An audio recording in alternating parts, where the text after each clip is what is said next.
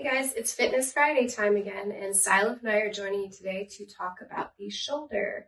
So the shoulder joint is like a ball and socket joint. So kind of what does that mean?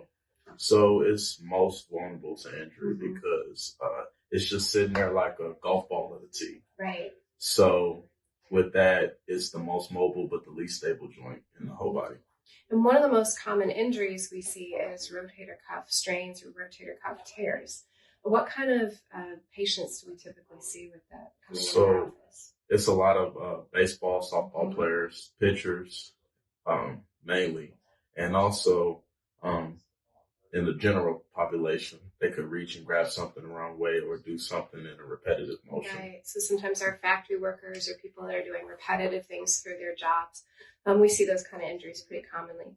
Now, what would you say the first thing that the patient at home with shoulder pain, what are they going to do first? They need to come here. Right. So we got to get it checked out first. So make sure you check with a health professional before you start trying to do some of these exercises. But we are going to show you just a simple treatment that we do with rotator cuff.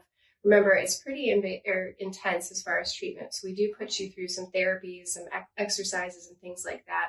It all depends on what the severity of your shoulder injury is. So let's see one thing that we can do.